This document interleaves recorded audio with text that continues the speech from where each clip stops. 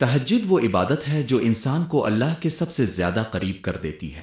یہ رات کی خاموشی میں نیند کی قربانی دے کر اللہ کے حضور جھکنے کا نام ہے۔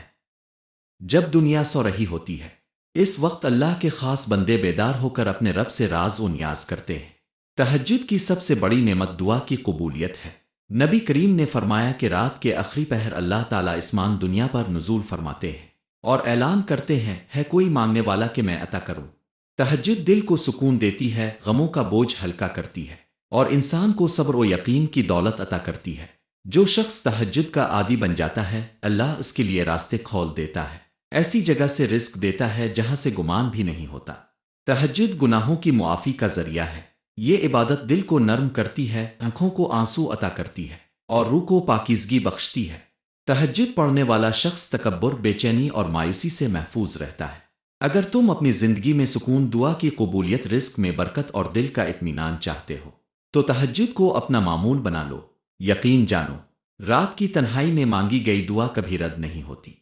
کچھ راتیں بہت بھاری ہوتی ہیں، خاموش، بے آواز اور دل سے بوجھل۔ ان راتوں میں نیند نہیں آتی، آنکھیں چھت کو دیکھتی رہتی ہیں اور دل کسی نامعلوم درد سے بھر جاتا ہے۔ یہی وہ وقت ہوتا ہے جب اللہ تہجد کے لیے بلاتا ہے۔ تہجد وہ عبادت ہے جہاں انسان مضبوط نہیں رہتا، وہ ٹوٹ جاتا ہے، اور یہی ٹوٹنا اللہ کو سب سے زیادہ پسند ہے۔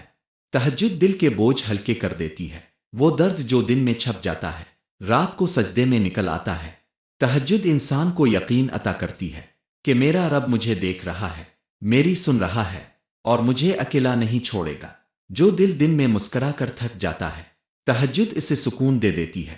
جو آنکھیں لوگوں کے سامنے نہیں رو، وہ تہجد میں بہہ جاتی ہے۔ اگر دل خاموشی سے رو رہا ہے، اگر کسی کو بتانے کا حوصلہ نہیں، تو بس ایک کام کرو، رات کو اٹھو، 2 رکعت تہجد پڑھو اور سب کچھ اللہ کو بتا دو۔ یقین رکھو، رات کی تنہائی میں مانگی گئی دعا کبھی رد نہیں ہوتی۔ اے اللہ، ہمارے ٹوٹے دلوں کو جوڑ دے، ہماری خاموش دعاؤں کو قبول فرما۔ جو مانگا وہ بھی عطا فرما، اور جو نہ مانگ سکے وہ بھی ہمیں عطا کر دے۔